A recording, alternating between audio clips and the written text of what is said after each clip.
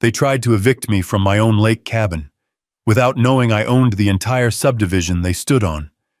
I didn't plan on starting a war that morning, but when the HOA convoy rolled up my gravel drive waving forged maps and an eviction notice, something felt wrong. Real wrong. The deeper I dug, the uglier it got. Fake boundaries, secret permits, and a plan to claim my lake like I'd never been here at all. So I did what any stubborn ranch-raised engineer would do. I followed the paper trail straight to the truth. If you've ever stood your ground against folks who pushed too far, stick around and hit subscribe so you don't miss the next fight for justice out here. Morning on Pine Hollow Lake always carried a kind of quiet that didn't belong to the world anymore. The water barely moved, holding the reflection of the mountains like it was afraid to disturb them. My cabin, old timber, metal roof, porch that creaked in winter, sat right where the land dipped into a pocket of trees. Most days it felt like the whole place breathed with me. That morning, I was standing knee-deep off the dock, easing a trout off my line. The sunlight was soft and gold, not yet harsh enough to sting the water's surface. I cupped the fish in my palms for a moment. Its scales shimmered like polished coin edges. "Easy now," I murmured, lowering it into the lake. It kicked free with a silver streak and vanished into the dark. Just as I straightened, gravel crackled behind me. Too heavy, too purposeful to be a neighbor dropping by. I turned, and the quiet of the morning snapped like a twig. 3 SUVs rolled up my drive in a tight column, dust swirling behind them. The first one, a spotless white Lexus, stopped hard enough to send pebbles skittering. The door flew open before the engine even cut. Out stepped Bethany Reed, president of the Pine Hollow Shores HOA, self-appointed tyrant of the lakeshore, and a woman who never once set foot on this side of the property line unless she planned to ruin someone's day. She wore a tailored pink blazer that didn't match the wilderness, sunglasses as wide as horse blinders, and a frown carved deep enough to split granite. Behind her climbed out 2 board members I barely recognized, clipboard types, always craning their necks over other people's fences.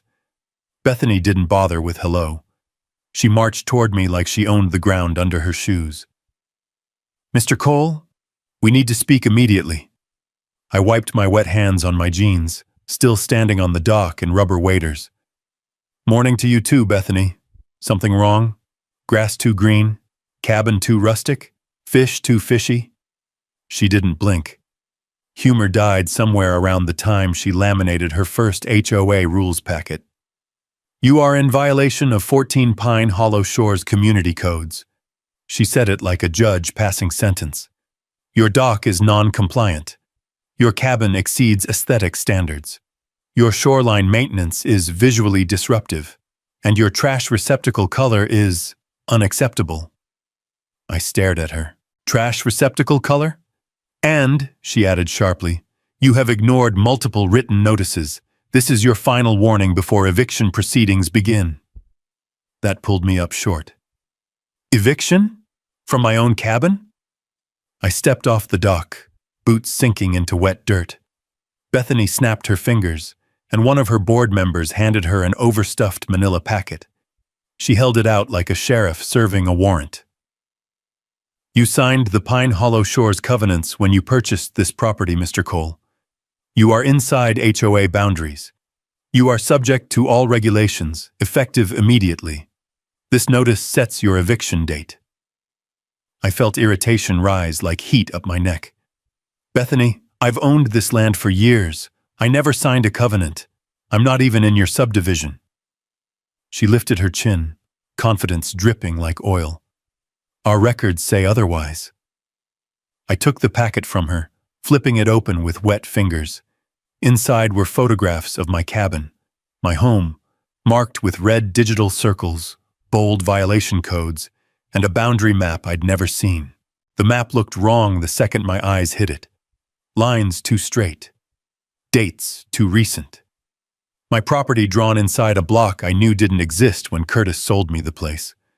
But none of that prepared me for the final page. slipped behind all the threats, printed in dark lettering. Eviction date, 10 days from notice. The morning breeze stilled. Even the lake seemed to stop breathing. Bethany crossed her arms, satisfied. You have been officially served. I looked back at the paper, then at her, standing on my gravel, on my land, with her 2 board members lined up like backup singers. My irritation turned into something colder, sharper. Because deep down, even before I understood the how or the why, one thing was already clear. Something about this eviction didn't just feel wrong. It felt impossible. And yet, there it was. 10 days to leave the place I'd poured years into. The cabin Curtis Weller swore could never be touched by an HOA. The place that sat on land older than Pine Hollow Shores ever dreamed of being. I closed the packet slowly, the paper crackling in my grip. Bethany, I said, voice low, you just made a mistake. She smirked, thinking I meant the paperwork. But I wasn't talking about paperwork. I was talking about waking up a man who knew this lake better than any map she could forge. A man who still had the original deed tucked in a leather binder inside the cabin. A deed she had never seen. A deed she should have feared. As I stepped toward the porch, packet in hand, the lake wind picked up, cool and certain. And for the first time that morning, I wasn't thinking about trout or coffee. I was thinking, what exactly did they think they owned? The question followed me up the porch steps like a shadow. My boots thudded against old pine planks worn smooth by years of Wyoming summers and winters. The morning air carried that cool lake smell, wet earth, cold stone, the faint sweetness of pine sap warming in the sun. It should have been peaceful. Instead, every board under my feet felt like it was bracing for impact. Inside, the cabin held its usual quiet, the kind that settles deep into the logs after decades of standing through storms. I set the packet on the kitchen table, the thick paper landing with a slap that echoed off the walls. Sunlight poured through the window, laying warm stripes across the pages like the world was trying to soften their sting. I flipped them open again. 14 violations. 14. I read each one slowly, hoping that somehow the words would shift into something logical. Non-regulation dock. The dock had been here since before I was born. Curtis built it with his father. The beams were old-growth timber you couldn't buy anymore. Unapproved structural expansion. The cabin hadn't changed an inch since the day I moved in. Trash receptacle color non-compliant with subsection 3B. The bin was forest green, the exact color you'd want in the woods. Then, the one that made my jaw lock. Unauthorized occupation of HOA-controlled land. I sat down hard. Nothing in the world had changed between yesterday and today. But suddenly, a group of people in matching polos believed they owned my shoreline, my dock, my cabin, my life. And the more I stared at the boundary map they'd included, the more wrong it felt. The lines looked manufactured. Clean digital strokes cutting across land I'd walked 1,000 times. No contour markers. No survey stamps. Just a pretty shape drawn around my cabin like someone lassoed it in Microsoft Paint. The date in the corner read 2022. The genuine county map I'd seen when I bought the place was from 1950. You didn't just update a map like that without paperwork, hearings, legal filings, none of which I had ever seen. I rubbed my forehead, trying to slow the pulse beating there. Bethany's voice replayed in my mind. You signed the covenants. You're inside HOA boundaries. This is your final notice before eviction. A hollow laugh escaped me. Curtis would have spit his coffee if he heard that woman say she owned anything on this side of the pines. He told me once, sitting right on this porch while the sun dipped behind the ridge, "Don't let suits tell you about your own land, Remy. This ground remembers who it belongs to." My gaze drifted to the old wooden drawer beside the stove, the one with the squeaky hinge and the faint smell of cedar dust. The deed lived in there, wrapped in leather, tied with a string, older than any of the people who tried to take my lake. I walked over, opened it, and pulled out the binder. The cover creaked as I untied the string. Inside lay documents yellowed by time, pages typed on a machine whose letters occasionally hit too hard or too soft, land surveys with ink that feathered at the edges, handwritten notes from Curtis's father, meticulous, dated, signed. I flipped to the deed. Parcel origin, 1950. Owner, Samuel Weller transferred to Curtis Weller transferred to Remy Cole. Land. Status, private, unsubdivided, long-term leaseholds attached. Everything crisp, everything legitimate, everything older than the HOA by half a century.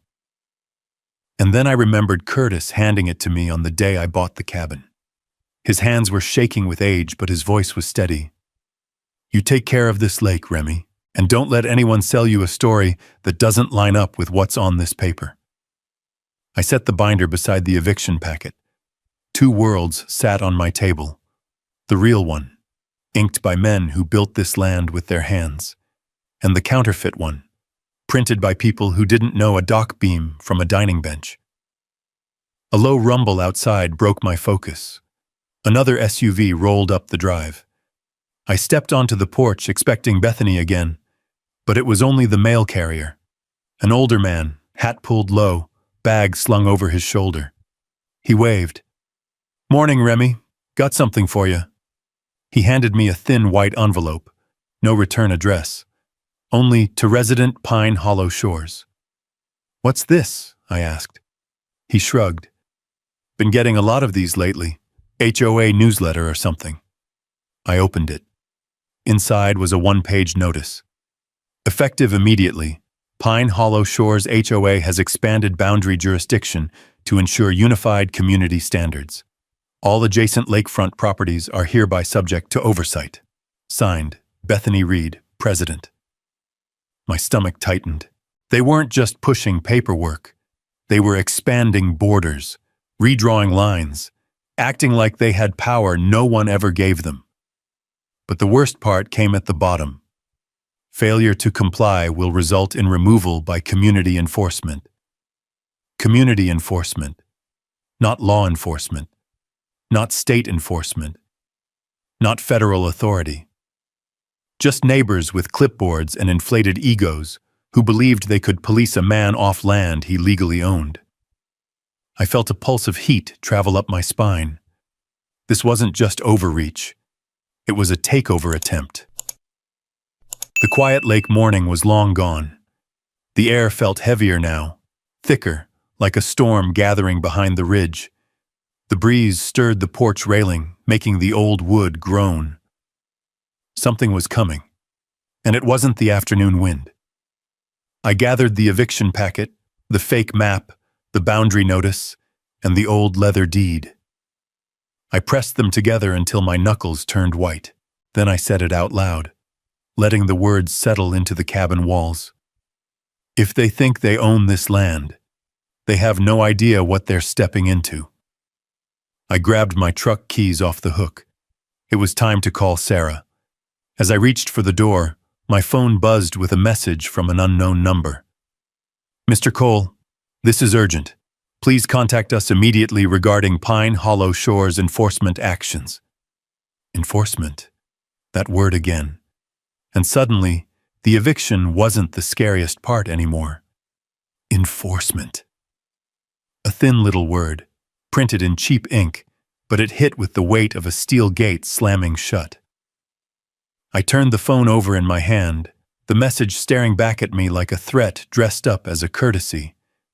The wind picked up across the lake, pushing a cold ripple toward shore. A few loose pine needles skittered across the porch, tapping against the boards like impatient fingers.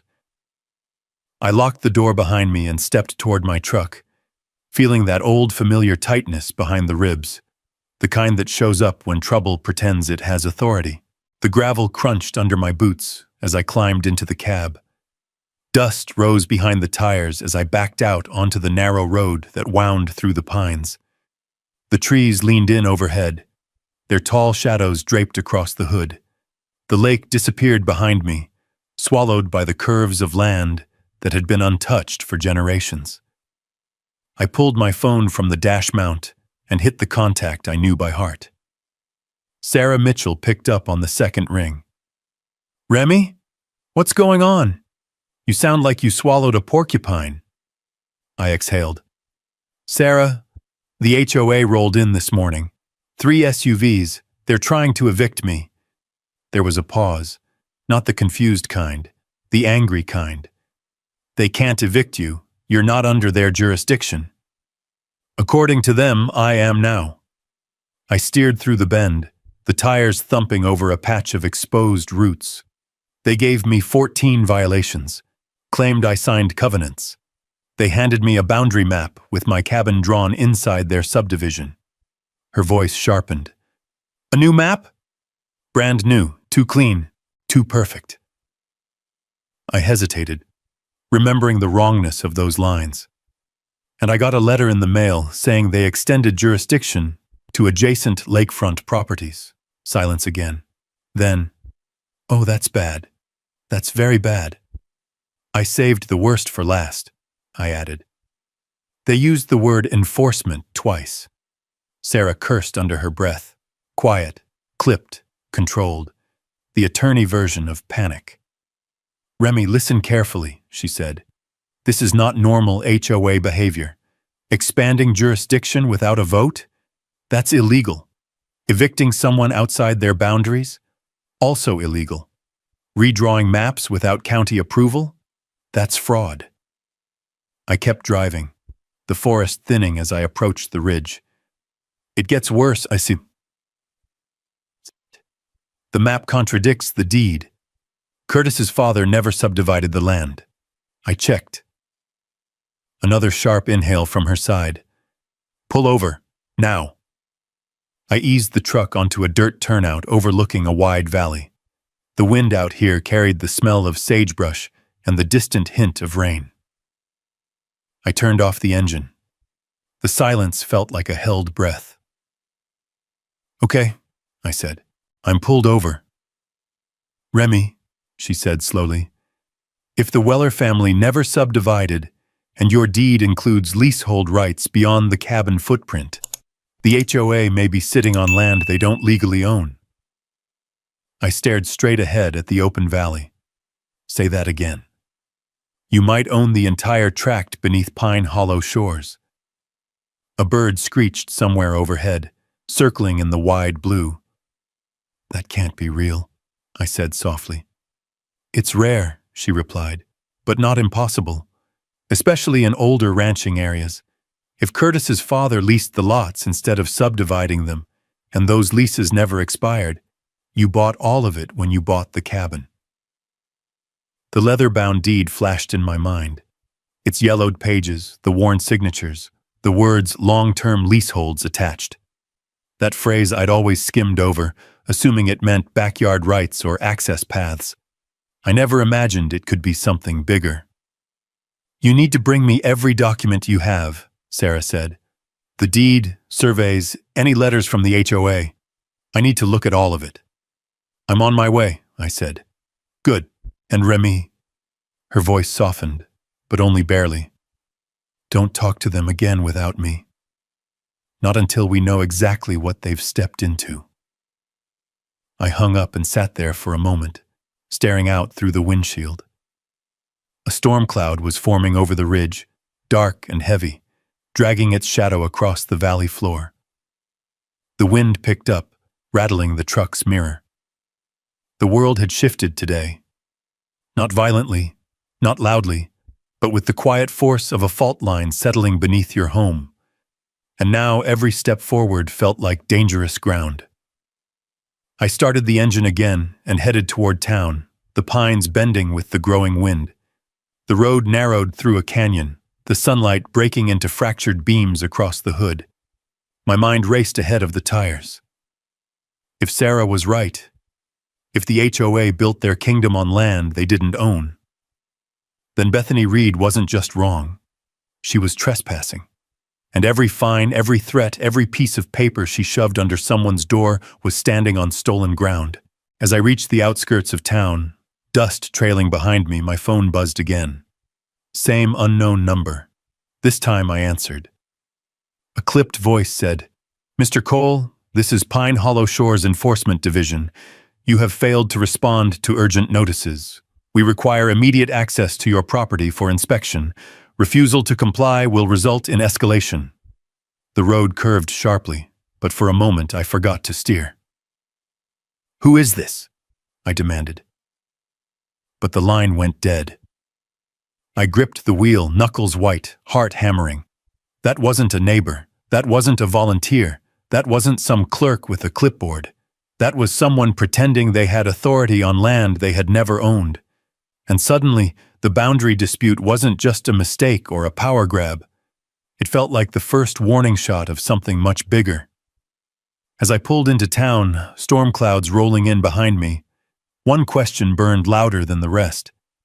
What exactly was Pine Hollow Shores trying to build on my land? The quiet little main street of Pine Bend sat under a sky turning the color of tarnished steel. Porch flags flattened against storefronts in the rising wind. A few folks looked up as my truck rolled past, nodding, then looking again, like they sensed something was wrong simply by how fast I was driving. I parked in front of Sarah's office, a narrow red brick building tucked between the feed store and the post office. The doorbell jingled when I stepped inside. The scent of old books, printer paper, and pine cleaner mixed in the air. Sarah stood behind her desk, sleeves rolled up, hair pulled back, a stack of legal binders open in front of her. She took one look at my face and shut everything she was doing. "Show me," she said. I dropped the packet, the boundary notice, and the deed onto her desk. The storm outside pressed against the windows as the first drops of rain tapped the glass. Sarah spread the documents out. Her brows lowered immediately. "Let's start with the obvious," she muttered, sliding the fake map beside the deed's original survey. "These aren't just different. They're from different centuries. Look here." She tapped the corner of the HOA map. Digital formatting, vector lines, modern typeface. If this were officially filed, I'd know about it. So would the county. She held up the deed. This, on the other hand, is as legitimate as it gets. Survey markers, original plat signatures, county clerk stamps. She pointed at the margin. Filed 1950, updated 1968, updated again in 89. All consistent, all legal. I leaned over the desk. "You're saying the HOA faked an entire subdivision boundary?" She didn't answer right away. She picked up the HOA map again, holding it toward the lamp, eyes narrowing. "Look at the shading. No elevation contours, no hydrology marks, no zoning codes, no initials from independent verification. This isn't a map, Remy. It's a piece of graphic design pretending to be one." My jaw tightened. "And they tried to evict me with it." Her jaw tightened too. "That's not just overreach. That's fraud." The storm cracked outside, lightning flashing across the ceiling. Thunder rolled a second later, rattling the office windows. The fluorescent lights flickered. Sarah dropped into her chair, rubbing her temples. "This is bigger than I thought." I sank into the seat across from her. "Tell me." She pulled another binder toward her. A county record registry. She flipped through pages of property deeds and zoning notes, fingers moving fast. "The Weller land was never subdivided," she said. "Look here. Leasehold assignments. That means the early residents didn't buy the lots. They leased them from the Weller Ranch. When leases expire, the land reverts to the holder of the original title. You." I stared at the pages. "So the HOA has been operating on land it doesn't own." She shut the binder hard. They have no authority to enforce anything on Pine Hollow shores unless you give them jurisdiction, and you haven't. A knock on the office door made us both look up. Marcus Hale stepped in, uniform dusty, hat pushed back like he'd run from his patrol truck. "Sarah? Remy?" He nodded once. His face was grim. "I figured I'd find you two together." "What's wrong?" I asked, though the weight in my stomach already knew. Marcus shut the door behind him. "Got a call this morning. The HOA filed for an emergency eviction hearing with the county judge. They're claiming you're a safety hazard and a non-compliant occupant of HOA-controlled land. They want you removed within 72 hours. Something cold slid through me. "They're escalating?" "Oh, they're not just escalating." Marcus crossed his arms. "Word around the sheriff's office is Bethany's been planning something involving the lake. Some kind of development push." Sarah shot up from her chair. "Development?" Marcus nodded. "Heard her talking in the diner last week.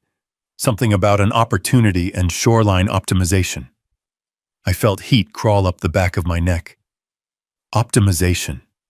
That's the kind of word you use when you want to tear something down. Sarah grabbed the fake map again. "Remy, what if this isn't just about your cabin? What if this is about the lakefront, about claiming control so they can build whatever they want?" Marcus lowered his voice. "You're not the only one they've targeted. A few folks came to me complaining about fines, strange warnings, threats to remove their docks, mostly older residents." My grip tightened on the armrest. "They're trying to take the whole shoreline. And if they get away with it," Sarah said quietly, "your land becomes their development." Lightning flashed again, throwing stark shadows across the office. Sarah exhaled sharply. "We need to get ahead of this. You need to bring me every scrap of paperwork, every letter, every photo, and Remy," she pointed at the fake map, "this needs to go before a judge." Marcus stepped closer. "And you're not going back to the cabin alone tonight. If they sent an enforcement message, someone's stirring trouble." I nodded slowly. The reality of it settled over me like a heavy coat. My quiet lake life wasn't quiet anymore, and the storm pounding the windows felt like an echo of what was coming. Sarah packed the documents into a thick file. "We file a motion first thing in the morning. Fraudulent boundaries, illegal jurisdiction. We'll challenge everything." "And if they show up before then?" I asked. Marcus adjusted his duty belt. "Then they'll run into me." Thunder boomed again, louder this time, like a warning shot across the valley. Sarah met my eyes. "Remy, this isn't a misunderstanding. This is an organized land grab." I swallowed hard. The storm outside lashed against the glass, but inside everything was suddenly sharper, clearer. The eviction wasn't the fight. The boundary wasn't the fight. The real battle was something much bigger. And as I gathered the papers and followed Marcus into the rain-soaked evening, one truth settled into my bones. They thought they could take my lake, but they had no idea what they'd awakened. By sunrise the next morning, the storm had blown off toward the mountains, leaving behind a cold stillness that felt heavier than the rain.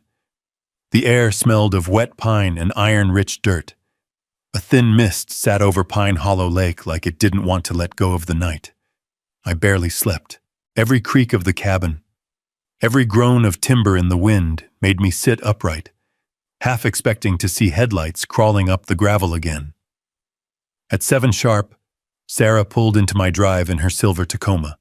She stepped out with a travel mug steaming in one hand and a thick binder tucked under her arm. My documents, her notes, all the ammunition we had. Marcus followed in his cruiser, parking nose first like he expected trouble. "Ready?" Sarah asked. "As I'll ever be." We drove in silence toward the county courthouse. The road wound between dark pines dripping with last night's rain. The tires hissed on wet asphalt. The rising sun cast pale light through the branches, turning everything a muted gold. But the closer we got to town, the thicker my thoughts became, every mile tightening like a rope being pulled from both ends. When we pulled into the courthouse lot, I saw them immediately. 3 HOA SUVs, parked crooked, engines still warm, and Bethany Reed standing at the top of the courthouse steps like she was posing for a magazine about terrible people. Pink blazer freshly pressed, hair sculpted, face tight with the smugness of someone who believes she's already won. Beside her, Jake Mercer, HOA treasurer, nervous, eyes darting. Paula Ridge, HOA secretary, holding a clipboard like a shield, and 2 others I didn't recognize but instantly disliked. As soon as I stepped out of the truck, Bethany turned to her entourage and whispered something. They all looked down at me like I was a trespassing animal, wandering somewhere I didn't belong. Sarah leaned toward me. Whatever happens inside, keep your calm. Let them talk first. Trust me. We walked up the steps. Bethany blocked the door. "Mr. Cole," she said, smiling just enough to show teeth. "I hope you brought an overnight bag. You may not be going home today." "Bethany," I replied, "if you spent half as much energy checking facts as you do issuing threats, you wouldn't be here." Her smile faltered. She stepped aside, letting us pass only because the bailiff opened the door from inside. The courtroom was cold, the kind that sinks into your bones. Wooden benches, high ceilings, a faint echo with every footstep. Judge Ramirez sat already in her seat, mid-50s, sharp eyes, the kind of person who smelled lies before they were spoken. She shuffled some papers as we took our places. "Calling the matter of Pine Hollow Shores HOA versus Mr. Remy Cole," she announced. "Arguments regarding emergency eviction." Bethany stood immediately, as if she'd been rehearsing all night. "Your Honor," she began, "this is a clear case of a resident refusing to comply with community standards. 14 violations, ignoring written notices, unsafe modifications to a shared shoreline, non-compliant dock construction, unauthorized structures," Sarah whispered to me. "Let her bury herself." Bethany continued her monologue, pacing like she owned the courtroom. "This resident," she motioned toward me, "poses a threat to the uniform appearance and safety of Pine Hollow Shores. Our board unanimously voted for eviction due to his refusal to follow the covenants he signed when entering our community." I didn't move, didn't blink, but my jaw tightened. She flipped open a 3-ring binder full of glossy photos. My cabin, my dock, my trash bin, even a close-up shot of the porch boards where a knot in the wood had darkened from sun and rain. "Furthermore," she said, "our recently updated boundary map clearly places Mr. Cole's cabin within HOA jurisdiction. Exhibit G." She held up the fake map like it was gospel. A murmur ran through the room. It felt like the air thickened. Bethany wasn't done. "One more point, Your Honor," she said with a smug tilt of her chin.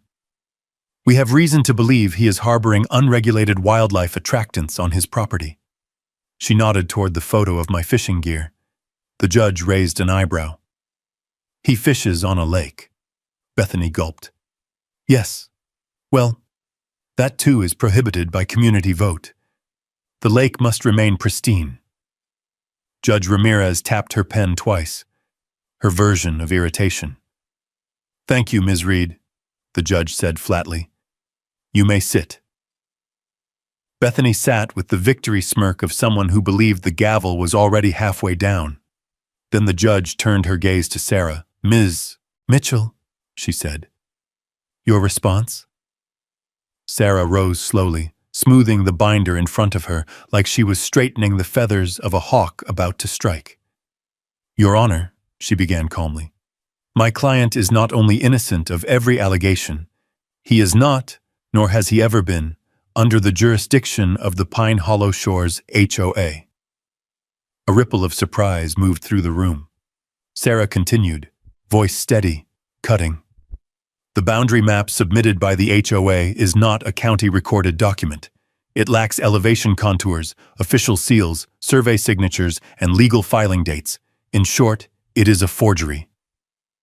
Bethany stiffened. Jake Mercer wiped sweat from his forehead.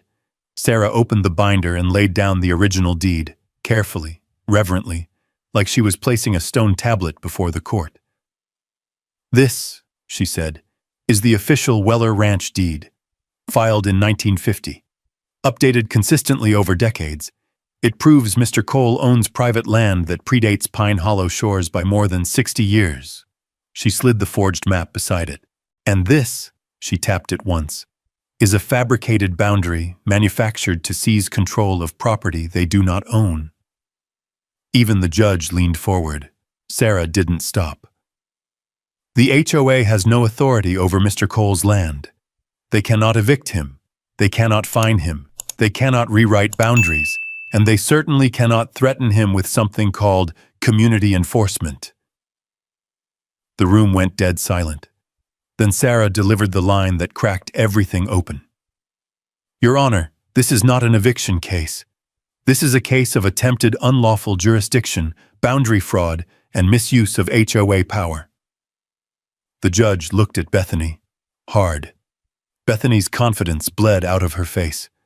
For the first time since the hearing started, she looked scared. Judge Ramirez lifted the original deed, studied the signature line, and raised her eyebrows slowly, deliberately, before saying, "Ms. Reed, did you or any member of the Pine Hollow Shores Board verify land ownership before enforcing your covenants?" And Bethany had no answer. Her mouth opened, then closed again, like a fish gasping on a dock. A crack formed in her polished composure, spreading beneath the surface like a hairline fracture in porcelain. Jake Mercer shifted in his seat. Paula stared down at her clipboard, as if it might burst into flames. The silence in that courtroom was thick enough to feel. Even the hum of the ceiling lights seemed to fade. Judge Ramirez tapped the corner of the deed with her pen. "This document predates your HOA by decades," she said. 63 years, to be exact. Bethany straightened abruptly, grasping for footing. "Your Honor, everyone signs the covenants when they move in. It's standard procedure." "And yet," the judge said, sliding the original deed back in front of her, "Mr. Cole did not sign, nor is his parcel listed in any subdivision records. Nor did your HOA confirm land ownership." She paused. "Ms. Reed, that is negligence at best. Fraud at worst." Bethany flinched like the word struck her physically. Sarah remained perfectly calm beside me, hands folded, expression carved from stone. Meanwhile, my heart thumped so hard that I could feel it pulse behind my ribs. I wasn't used to sitting in rooms where truth suddenly became heavier than any hammer. The judge looked at the fake map again. Then she frowned. "And there's something else." She leaned down, pulled a magnifier from her drawer, and examined the corner of the HOA map. After a moment, she held it up. "This map," she said, "contains a watermark from a graphic design platform. Not a county survey, not a civil engineering firm, a website." The courtroom reacted with an audible shift of chairs and murmurs. Sarah didn't smile, but her eyes did. The judge turned sharply to Bethany. "Ms. Reed, did you create this document?" Bethany's face flushed red. "Absolutely not," she sputtered. Our board handles documentation. I oversee." "So you submitted a boundary revision to this court without verifying its authenticity?" The judge cut in. Bethany swallowed hard. "We believed it was accurate." "Believed," the judge repeated, "not confirmed." She tapped her pen again, this time with finality. "Ms. Mitchell, continue." Sarah stood smoothly. "Your Honor, the forged map is only one part of the problem. Mr. Cole has received multiple notices threatening community enforcement, a term not recognized by law." The judge nodded. "I am aware." "Additionally, Sarah continued. Mr. Cole received a letter claiming the HOA expanded jurisdiction to include adjacent lakefront properties. No such expansion was filed with the county. Pine Hollow Shores has no legal authority beyond its original subdivision boundaries. Sarah laid down another document, my deed's supplemental notes. Furthermore, she said, her voice rising just a notch, the Weller land grant includes a non-transferable leasehold system, meaning no land was sold, only leased, and those leases are still active, which means… The judge raised a hand. I understand. Mr. Cole owns the underlying land. A ripple of breath left my lungs. Bethany choked on air. That's absurd, she hissed. He owns one cabin, one! He can't own the entire subdivision. Judge Ramirez lifted the deed again. Legally, he does. Bethany stumbled backward into her seat, gripping the armrest like it might save her from sinking. Jake Mercer whispered something to her, something shaky, but she didn't respond. The judge turned her attention to the HOA binder Bethany had brought. She opened it, flipping through pages of photos of my cabin, my dock, even my garbage bin. She studied each picture for a moment before closing the binder with a sharp thud. Ms. Reed, she said, your eviction petition is based entirely on unverified documents and authority you do not possess. Her voice echoed through the room, calm but carrying the force of a gavel itself. Then she looked directly at me. Mr. Cole, this court acknowledges your legal ownership of the land beneath Pine Hollow Shores. My breath hitched. Hearing it said out loud, official, final, court-recorded, felt like the air around me had shifted. But the judge wasn't done. This court also recognizes that the Pine Hollow Shores HOA has overstepped its jurisdiction, submitted falsified documents, and attempted unlawful eviction. Gasps filled the room. One man in the back muttered, "Knew it," under his breath. And therefore, Judge Ramirez continued, their actions today will be reviewed under the lens of potential civil fraud. Bethany's hands trembled. Sarah looked at me from the corner of her eye, silent, steady, victorious. But then the judge reached for another file, one we hadn't brought. This, she said, sliding it forward, was submitted to this court earlier this morning. I leaned forward. What is that? I whispered. Something very concerning, the judge said. She opened the file and revealed a printed copy of a permit request, a development permit, large print header, HOA letterhead, signed by Bethany Reed. I felt my stomach drop. Sarah stiffened beside me. Judge Ramirez cleared her throat. According to this document, the Pine Hollow Shores HOA is seeking approval to build a private marina along Pine Hollow Lake. The courtroom erupted.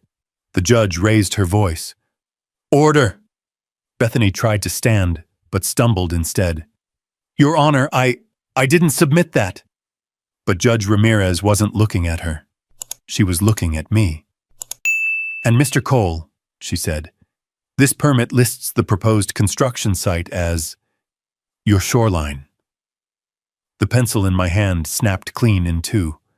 Every sound in the room blurred into a distant hum. The judge closed the folder. We aren't finished, but we have enough here to halt all HOA actions pending further investigation. Her voice softened, but only slightly. Mr. Cole, I strongly suggest preparing for the likelihood that this HOA intended more than eviction. As the gavel fell, Sarah leaned toward me and whispered, barely audible, Remy, they weren't trying to take your cabin. They were trying to take your lake. Sarah's whisper echoed in my head long after the gavel fell. The courtroom emptied around us, voices rising like uneasy waves as people filed through the double doors. Some stared at me with wide-eyed surprise. Some nodded in quiet support. But most wore the same expression, the look of folks who suddenly realized they'd been living under the thumb of something much darker than an HOA with a clipboard complex. I stayed seated for a long moment, elbows on my knees, the remnants of the snapped pencil still in my fist. The wood dug into my palm, grounding me. The storm outside had passed, but inside me, a new one was coming to life. Sarah placed the marina permit in front of me. Look at the bottom. I scanned the page. The words blurred for a second before tightening into a razor. Authorized access. Pine Hollow Shores. HOA. Parcel status. Vacant development. Land property IDs. 12 to 4117, 12-418, 12-419. Parcel 12-417 was mine. The cabin, the dock, the land my father's ashes were scattered on. And the other two? I knew those numbers. They belonged to the Thompsons, a retired couple who'd lived on the lake longer than anyone, and to Earl Dawson, a Vietnam vet who didn't deserve one more fight in his life. My chest tightened. They were going to bulldoze all three. Sarah nodded grimly. Build a private marina. Probably charge access fees. Maybe even sell slips. Do you see the budget projection line? I looked. Projected annual revenue, 1.8 ohm. My stomach dropped. They weren't enforcing rules, I said. They were clearing obstacles.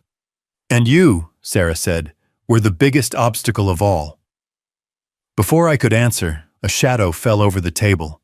It was the judge. She'd come down from the bench, robe still draped across her shoulders, but she'd dropped her stern expression. Her voice was quieter now, almost human. Mr. Cole, she said, there's more. She slid another document onto the table. County seal, permit archive, stamped 6 months earlier.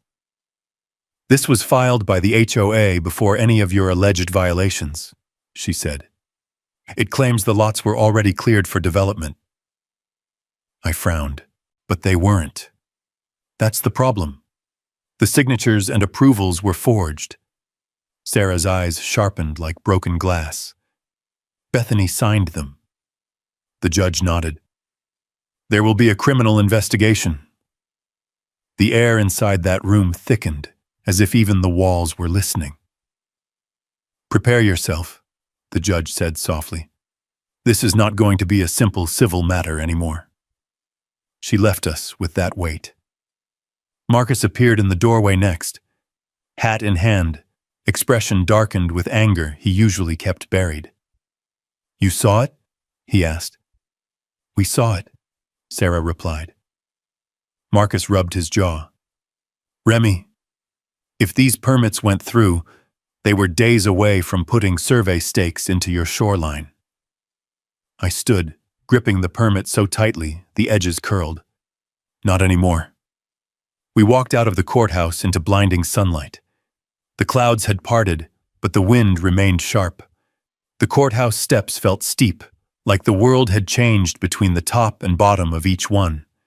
As we reached the last step, a voice rang out. Hey, Remy! It was Earl. His steel-gray beard and worn flannel jacket made him look like he'd just stepped off a hunting trail. I heard what happened, he said. Bethany came by my place last week, waving papers around. Said I had unauthorized shoreline clutter, my canoe. He shook his head. Said she'd have it removed if I didn't cooperate. My stomach twisted. Earl, you were on the permit list. His eyes narrowed. I figured. She's had a hungry look about my place since last fall. Sarah stepped in. We're going to fight it, but I need everyone Bethany threatened to give statements. Earl slapped my shoulder. You just tell me where to sign. As folks gathered around us, neighbors, weekend fishermen, retirees, the courthouse doors swung open behind us. Bethany emerged, flanked by her attorney and her board cronies. Her face had lost its color. Her steps were faster, clipped, brittle. Every person she passed took a step back from her, not out of fear, but disgust. She tried to keep her head high, but the papers in her hands shook.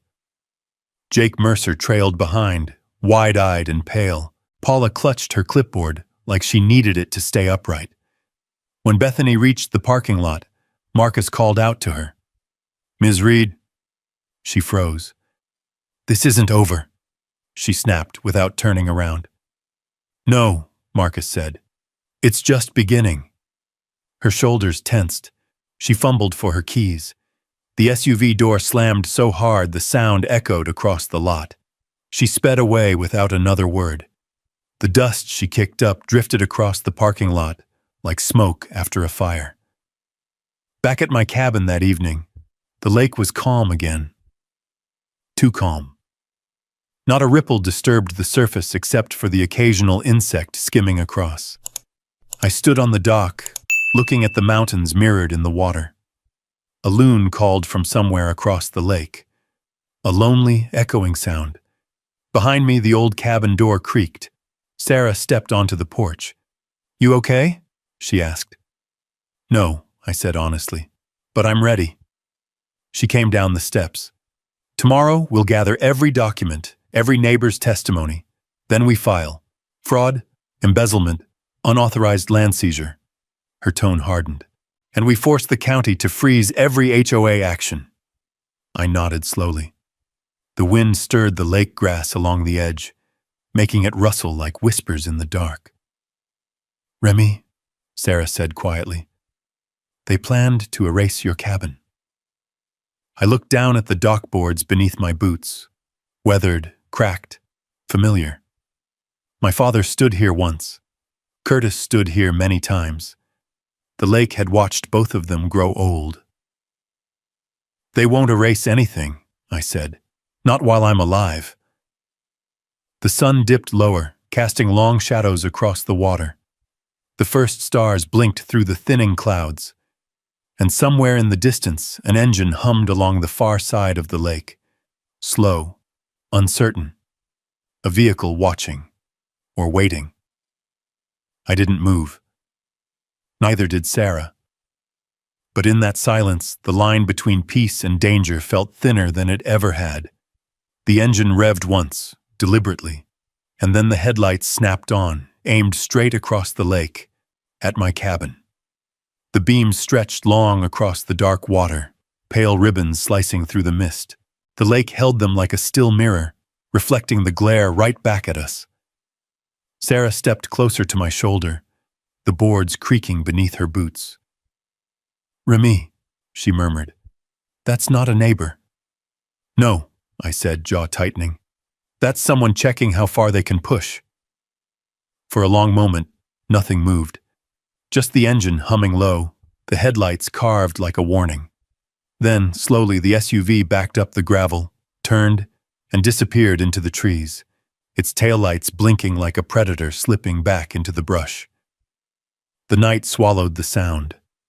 The lake went quiet again. Sarah exhaled. "We need to act fast tomorrow." "Tomorrow," I said, "we start pulling back the curtain." Morning came with the smell of damp earth and a sharp breeze carrying the cold bite of the mountains. Sunlight flickered between the pines as the wind bent their tops like bowing silhouettes. I brewed coffee on the old propane stove while Sarah spread our documents across the table. Around 9, a truck engine rumbled in my drive. Then another. Then another. By the time I stepped onto the porch, 7 vehicles lined the gravel.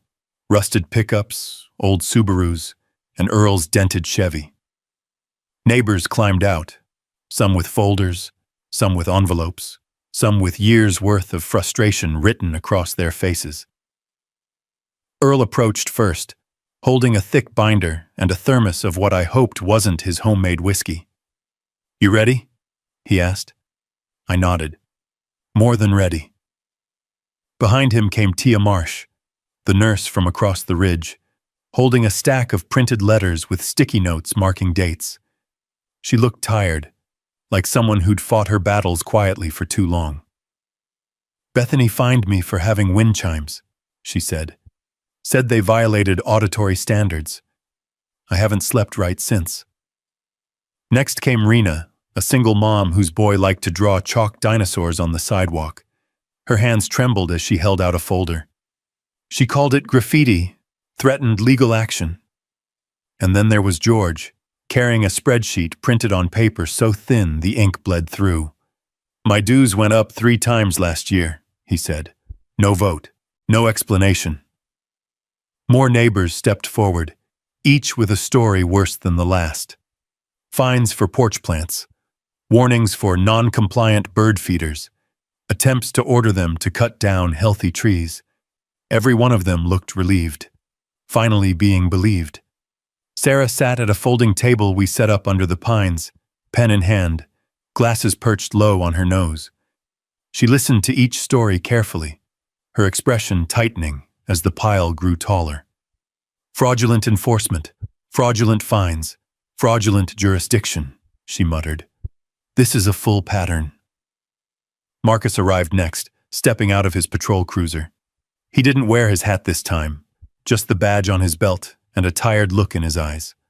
"Word's spreading," he said. "Folks are waking up." He placed his own folder on the table, copies of complaints he'd received over the last year, filed and somehow lost by the HOA's administrative pipeline. The morning air filled with the scent of pine needles crushed under boots, fresh coffee, and the sharp paper smell of old letters pulled from storage boxes. People talked, vented, shook their heads at the absurdity of what they'd endured. And all the while, the stack of evidence grew like a rising tide. At some point, someone asked, "Remy, what now?" I looked at the lake beyond the trees, its still surface broken only by a breeze, carrying soft ripples toward shore. The mountains stood behind it, patient, old, unyielding. "We fight," I said simply. "With truth, with paper, with law." Sarah nodded firmly beside me. "We'll file a motion to suspend the HOA entirely. We already have enough evidence for injunction." "What about the marina?" Earl asked, voice low and rough. Sarah's mouth tightened. "The judge has already flagged it. The county will halt any attempt at development until this is settled. But once we file these affidavits, the weight shifts." The neighbors exchanged glances, relief mixed with anger, and something new, resolve. "Tia," Sarah said, "your letters will help prove harassment." "Rena," she added, "your chalk violation supports the claim of arbitrary enforcement. George, your spreadsheets show financial misconduct." People began lining up to sign sworn statements. Marcus notarized them one by one. Pens scratched, papers flipped. Hands trembled, but signatures were strong. The air buzzed with something powerful. Not rage, not fear. Unity.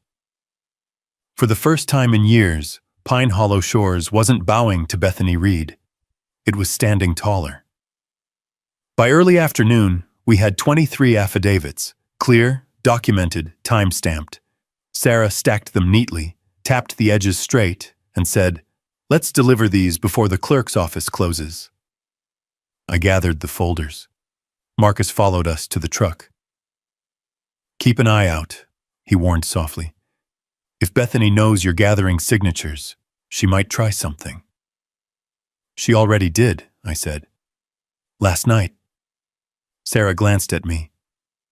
"You think that was her?" "I think it was someone who wanted me to know they were watching." Marcus's jaw tightened. "I'll run patrol past your place tonight." We drove into town. The clerk's office sat beside the courthouse. White siding, metal roof, small American flag out front flapping hard in the wind.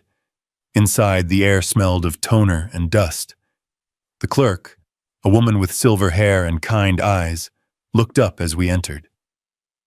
"Filing something?" Sarah placed the stack gently on the counter. "A motion for emergency injunction against Pine Hollow Shores HOA," she said. "And 23 resident affidavits documenting fraudulent fines, forged documents, and unauthorized governance." The clerk's eyebrows rose. "Oh my." She stamped the stack with a heavy thud. "Consider it filed." The sound felt like a hammer sealing something important shut. That evening, Back at the cabin, neighbors lingered on the porch, sharing stories long buried. Someone brought a pot of chili. Someone else brought cornbread. Earl passed around mugs of what turned out to be coffee laced with a hint of something that sure wasn't creamer. The air, which had been tight with fear just a day before, eased into something warmer, lighter hope. But as the last folks trickled back to their homes, the shadows lengthened. The wind off the lake grew colder, and a single question gnawed at the back of my mind. Would the HOA go quiet now that we'd pushed back? Or would they get desperate? As the night settled in, I stepped out onto the porch alone. The lake was dark, the stars reflected in its still surface. No engines, no headlights, no watchers. But peace didn't settle in my chest. Not yet. Because sometime after midnight, the trail camera by my dock clicked, motion detected, and a blurred figure appeared on the screen, walking the shoreline. Chapter 9. The Fall of Pine Hollow Shores. Because sometime after midnight, the trail camera by my dock clicked, motion detected, and a blurred figure appeared on the screen, walking the shoreline. The notification buzzed on my phone.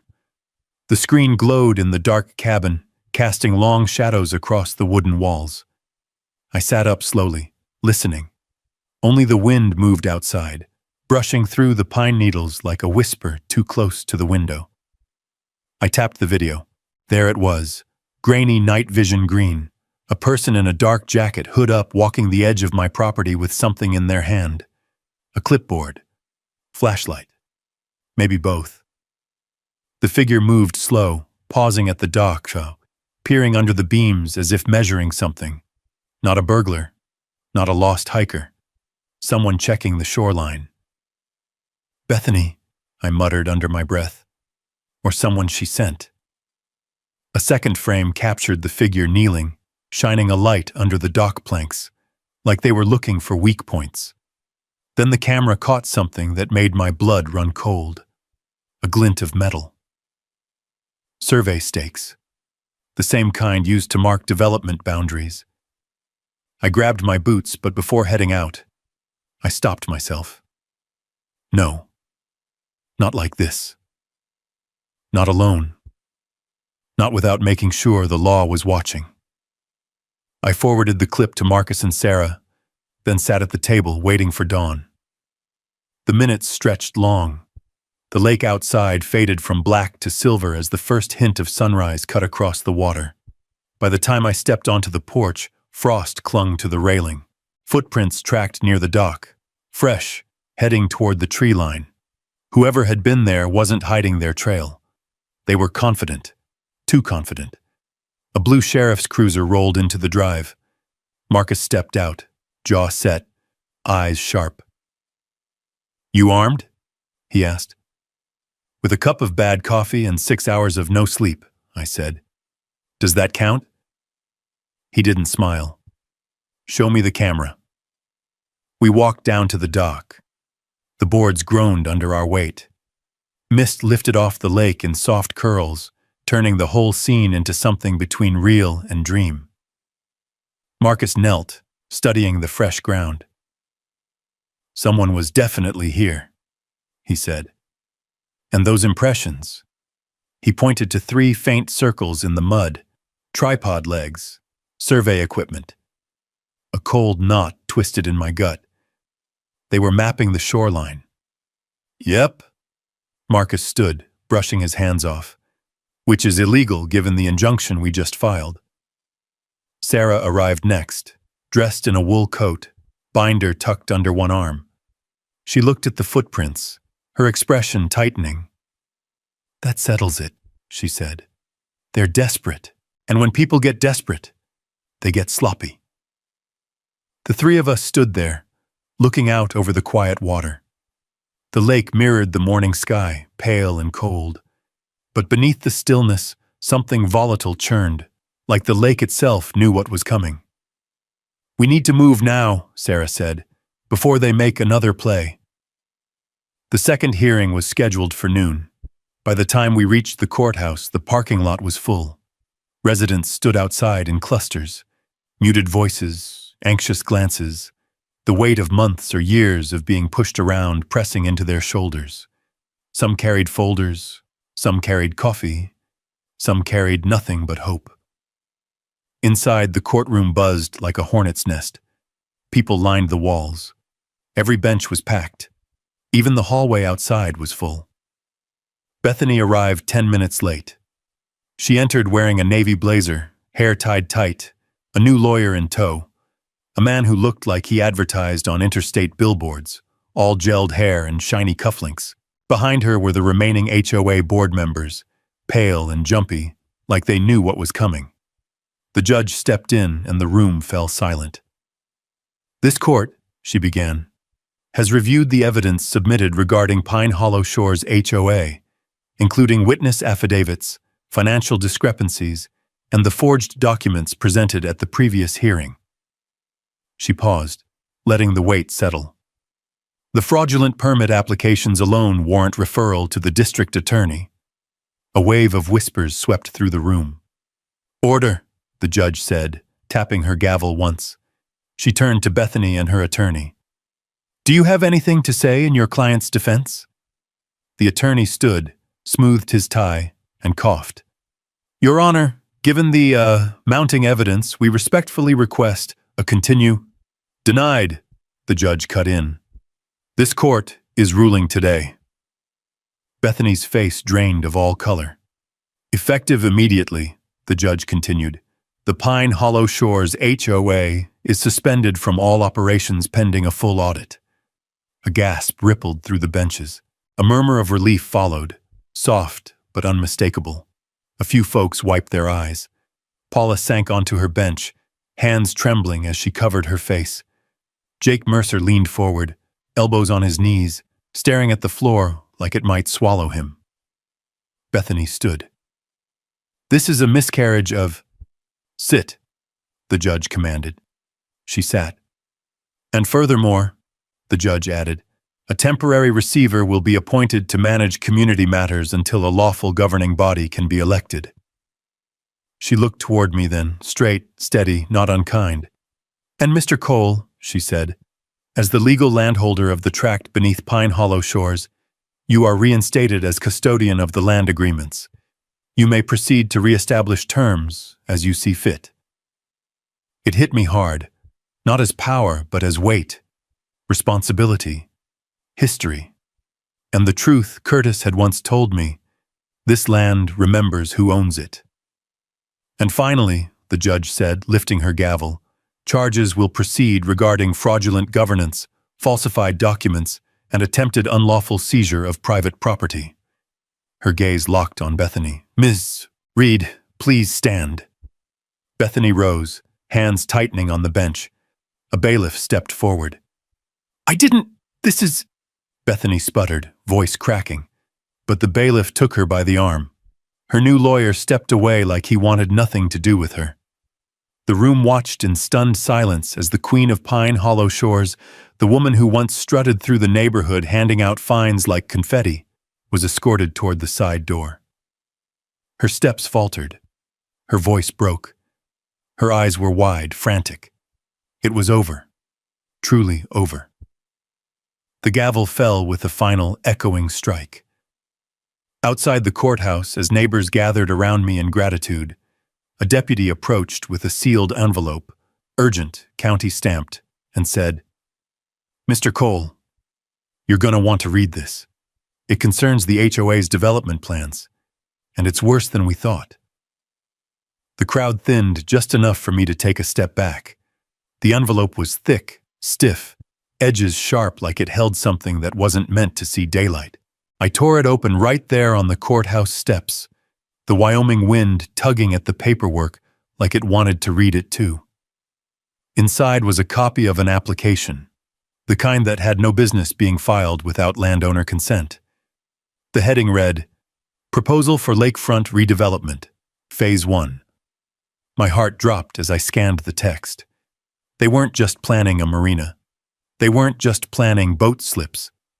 They had submitted plans for a 3-phase development, private docks, a lakeside event center, and, buried halfway down the second page, a request for exclusive water access rights.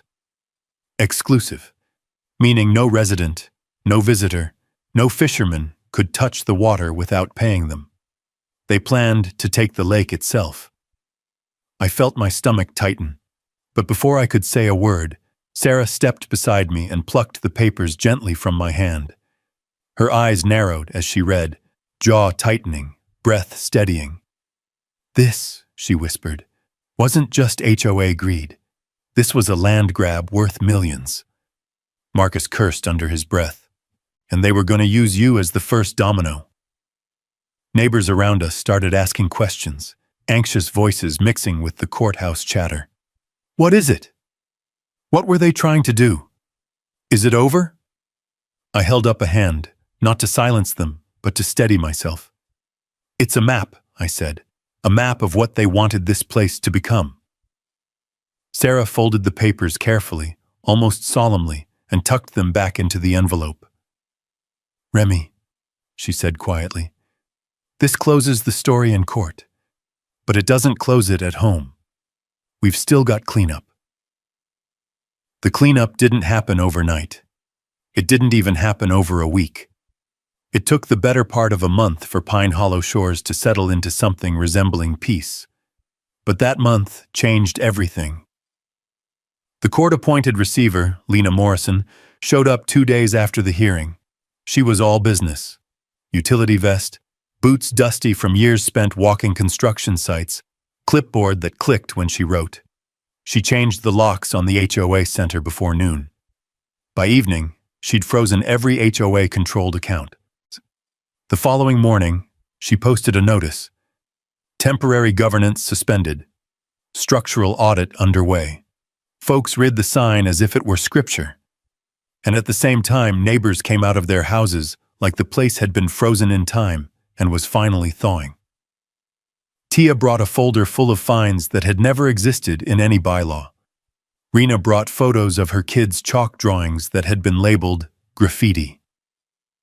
George brought a spreadsheet showing dues increases with no votes. Others brought memories, years of frustration, stories they'd never had the courage to share while Bethany held the reins. Marcus helped them draft statements.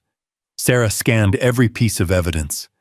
And I sat at a wooden table in my cabin with a growing mountain of paperwork that told a story older and deeper than I'd realized. The story of power twisting itself into knots.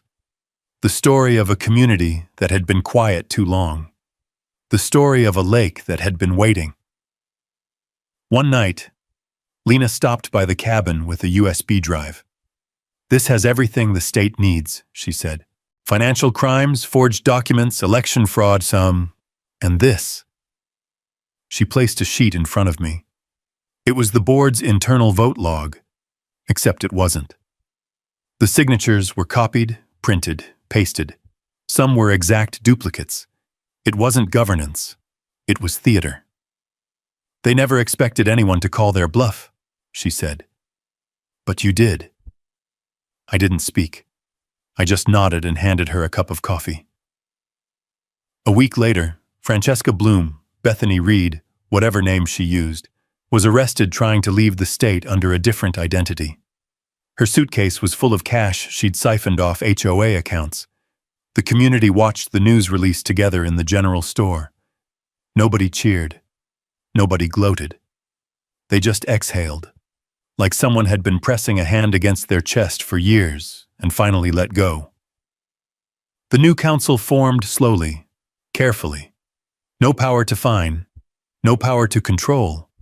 Just neighbors talking to neighbors, deciding how to handle shared spaces. I went to the first meeting, but I didn't sit at the head of anything. I stood in the back with my arms crossed, listening, watching, feeling the room breathe again. Sarah looked over at me once and gave the smallest nod. You did good, it said. Afterward, Earl walked up with a dusty notebook tucked under his arm. Got an idea, he said. We clean up that trail down by the creek. The one nobody's used since the 90s. I grinned. I'll bring the chainsaw. He tapped his hat. It's good to see you stick around. Most folks would have sold the place after what you went through. Most folks, I said, don't own the land their neighbors live on. He smirked at that. Fair enough. Days later, a letter arrived. Official seal, county stamped, crisp as the mountain air. The subdivision's title had been amended.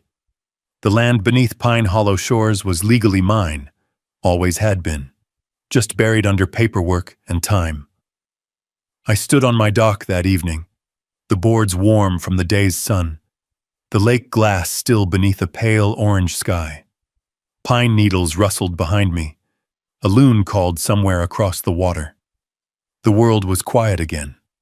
Sarah walked up beside me, leaning against the railing. What'll you do with the subdivision now? Nothing, I said. People need to choose how they live, not get told. She nodded. Curtis would have liked that. I closed my eyes as the sun dipped low. Land doesn't need kings, just caretakers. And Pine Hollow finally had one who understood that. For the first time in a long while, the lake, the land, and the people all felt free and quiet. Exactly the way Wyoming meant them to be. If you've ever stood your ground against folks who pushed too far, drop a simple yes in the comments. Justice only works when good people speak up. And if you want more stories about land, backbone, and getting your rights back the right way, go on and subscribe.